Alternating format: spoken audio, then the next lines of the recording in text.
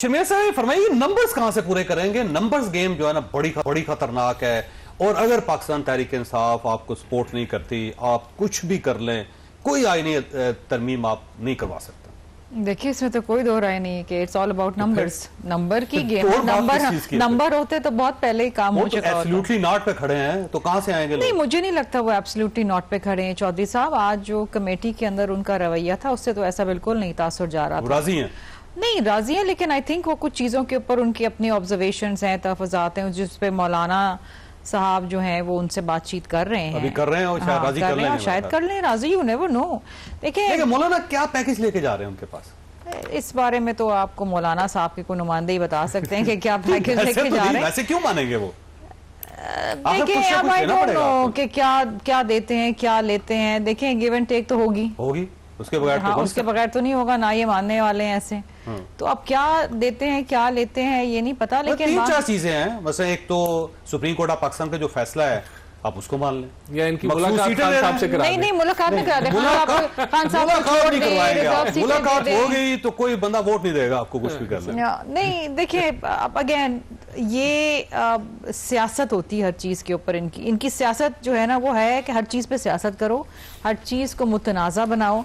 अच्छा काम भी अगर कहीं हो रहा है तो उसको भी खराब कर दो। इस तरह नहीं होना चाहिए। दलाइल से बात करें, अगर कोई दलाइल है इस कॉन्स्टिट्यूशनल कोर्ट या बेंच के खिलाफ तो उस पर आप दलाइल से हमें राजी करें, या आप राजी हो जाएंगे या हम राजी हो जाएंगे। कमेटी बनाने का इस बात से इत्तेफाक करती हैं आपके मौलाना फजलुर रहमान साहब को कुछ ना कुछ इन्हें ऑफर करना पड़ेगा? I think so. इतने शरीफ तो है नहीं कि ये शराफत से मान जाए। वैसे क्यों मानेंगे वो? जाहिर है नहीं, वैसे इनकी सियासत ही नहीं है ना। ऐसे ये मुल्क के या कौम की बेहतरी के लिए कोई काम इन्होंने आज तक किया है? नहीं किया। ठीक है। और वैसे सियासत ना ही हर पार्टी का हक है, वो उनका भी हक है। वो नहीं चौधरी साहब, आप सियासत जरूर करें लेकिन मुल्क को नुकसान ना पहुंचाएं। अब जैसे ना इन्होंने धमकी दी हुई थी कि अगर नहीं मिलाया, उनका मेडिकल चेकअप नहीं हुआ तो हम एससीए को सबोटाज कर देंगे, फना कर देंगे। तो ये आप किसी पार्टी के खिलाफ काम नहीं कर रहे थे, या मुल्क के खिलाफ काम नहीं, आपको फिर मेडिकल करवा देना चाहिए था, मुलाकात करवा देनी चाहिए। हो गया मेडिकल। आप लोगों की ये हर कुछ महीने बाद शोशा छोड़ते हैं। आपको याद है कुछ दिनों पहले हम आपके शो के ऊपर ही बैठे थे तो ये शोएब शाहीन साहब थे हमारे साथ। उनका जी वो सुना है कि वो इमरान खान की तबीयत खराब है, फलां है। वो किसी ने ट्वीट भी कर दिया था इनकी, किसी उन्होंने फलक की बहन ने। ये ऐसे शोशे बहुत छोड़ते हैं इंतशार फैलाने के लिए, जो गलत बात है। लेकिन देखिए बाय एंड लार्ज मेरा ख्याल है कि आप भी इस बात पे इत्तेफाक करेंगे कि इस मुल्क के अंदर जो काम होने चाहिए वो नहीं हो रहे हैं। इस वक्त जो पार्लियामेंट है ना, दैट इज डिसफंक्शनल। मैं सिंध असेंबली से आई हूँ चौधरी साहब, और मैं समझती थी कि यहाँ पर बड़े काम होंगे और ये असेंबली बड़ा काम करती होगी। नेशनल पॉलिटिक्स है यहाँ पर। हम तो सिंध में बड़ी कानून साजी, हम बड़ी डिबेट करते थे। यहाँ पर जब से मैं आई हूँ मैंने इनका जो रवैया देखा है, एक दिन भी इन्होंने कोई अवाम की काम के हवाले से, उनकी तकलीफ के हवाले से एक बात नहीं की। Opposition is suppose to be a shadow government. Budget speech जो ऑपोजिशन लीडर की होती है वो हुकूमत को आईना दिखाती है। 3.5 घंटे स्पीच करी है ऑपोजिशन लीडर ने, लेकिन 30 सेकेंड से ऊपर उन्होंने बजट का नाम नहीं लिया। अपनी बातें, कैदी नंबर 804। ठीक है, आपके मसले, हमारे भी लीडर रहे जेल में, फांसी चढ़े, हम भी करते थे एहतजाज, हम भी करते थे बात, लेकिन हम अपनी एक जिम्मेदारी भी निभाते थे पार्लियामान के अंदर। We owe it to the people ना। वो चीज मैंने नहीं देखी मैं, और मैं समझती हूँ उनको करना भी नहीं आता। They are not interested.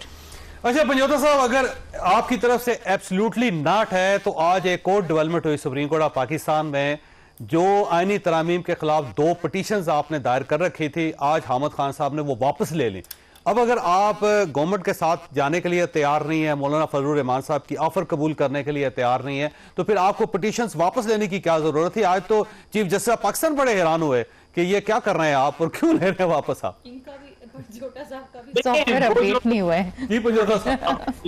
उसके पीछे वजह ये थी क्योंकि जब भी कोई एतराज लगता है पिटीशन के ऊपर तो वो जो है मामला वो इन चैम्बर उसकी अपील होती है। लेकिन उसके अंदर भी 3 जजेस बैठ गए जिसमें काजी फैसल साहब ने खुद जो है उसके अंदर जो है शमूलियत इख्तियार की। और आपको पता ही है कि काजी फैसल साहब से क्या आप उम्मीद रख सकते हैं, जो भी केस लगता है और जब जज के हवाले से पूरी कौम आपने बतौर प्रोटेस्ट वापस नहीं ली, ये ज़हन में रखें। हामिद खान साहब से पूछें, बतौर प्रोटेस्ट वापस नहीं ली, उन्होंने कहा जी हम वैसे वापस ले रहे हैं।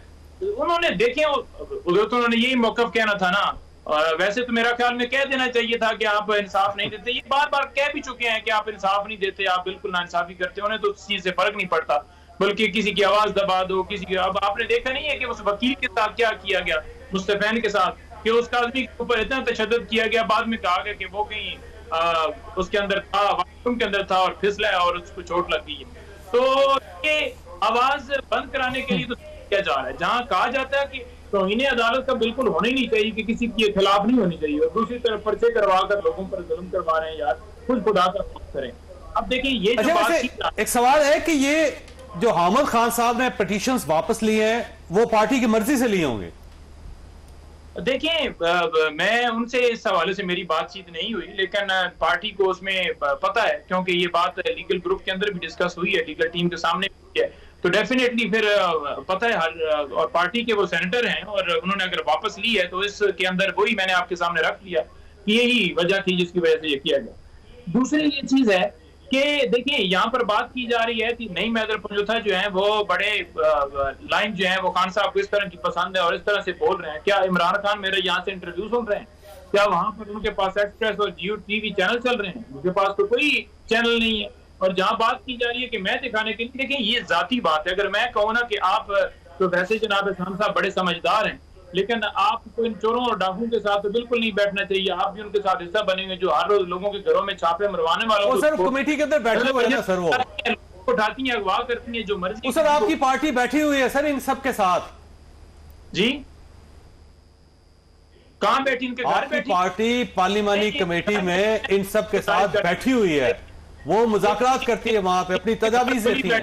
घर जाकर खाने खा रहे हैं ना, हम इनको कबूल कर रहे हैं ना, हम ये कह रहे हैं कि ये फॉर्म 47 जो है उसके मुताबिक नहीं बनाया। ये नहीं कमेटी के अंदर बैठना ठीक है, घर जाके नहीं बैठना चाहिए। अंदर बैठ जाएं, ये असेंबली के अंदर ही कोई कमेटी है वहां पर बैठ जाएं, तो आप ये कहते हैं जनाब कि आपके लोग इनके साथ बैठे। ऐसा अमल नहीं है, ऐसा मामला। और जहां पर बात है, देखें इमरान खान जो है वो मुल्क की खातिर लड़ रहा है। इमरान खान भागा नहीं है। हम केसेस कर रहे हैं, केसेस हमने डील नहीं की।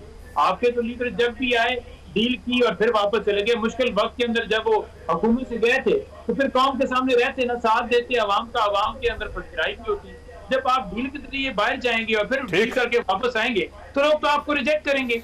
और यही मैं पीपल्स पार्टी के ऊपर भी एक कमेंट करना चाहता हूँ। देखें अगर आप भुट्टो साहब की तकरीरें उठा लें तो वो हमेशा कहते हैं कि हम अदलिया की आजादी के ऊपर जो है वो कम्प्रोमाइज नहीं करेंगे। ये जो अदलिया है रियासत का अलग सुकून है, सारी चीजें निकाल लें। और उन्होंने आइन जो है उस टाइम बनाया, लेकिन आप देख लें कि क्या हाल है पोते का, क्या हाल है उनका, कि वो क्या करें आपके सामने उनका, कि वो जिस तरह से नाना का जो वो बनाया हुआ था वो सारा इमेज उसको तबाही की तरफ लेकर जा रहे हैं। और उसके अंदर वो सबसे ज्यादा पेश है। वो चाहते हैं कि लोगों को एजेंसियां उठाएं, फिर कोई दरखास्त न सुनाई दे, कोई जज अगर इंसाफ की बात करे उसे उठाकर ट्रांसफर कर दो। वो चाहते हैं कि ऐसी जो है कोर्ट बनाई जाए, ये बेंच बनाया जाए वहां पर सुप्रीम कोर्ट के अंदर, जहां तमाम लोगों के मुकदमात जो एक पार्टी को टारगेट करने के लिए, वो जमहूरियत के ये दावेदार थे ना। ठीक हो साहब, आप साथ ही रहिएगा, मैंने ब्रेक लेनी है। राणा साहब अब ये मामला सेटल कैसे होगा, क्योंकि पाकिस्तान तहरीक इंसाफ तो मानती हुई मुझे नजर नहीं आ रही। ये सवाल है आपका। छोटी सी ब्रेक और ब्रेक के बाद दोबारा प्रोग्राम में दोबारा खुश आमदीद। राणा साहब अब देखें बहुत ज्यादा कन्फ्लिक्ट्स हैं और बहुत दूरियां हैं, और इन दूरियों को जब तक आप कम नहीं करेंगे मामला सेटल नहीं होंगे। और आप कम करने के बजाय आपने लोगों की फैमिलीज को उठाना शुरू किया। किसी की बेगम गायब है, किसी का बेटा गायब है, किसी का खामद गायब है।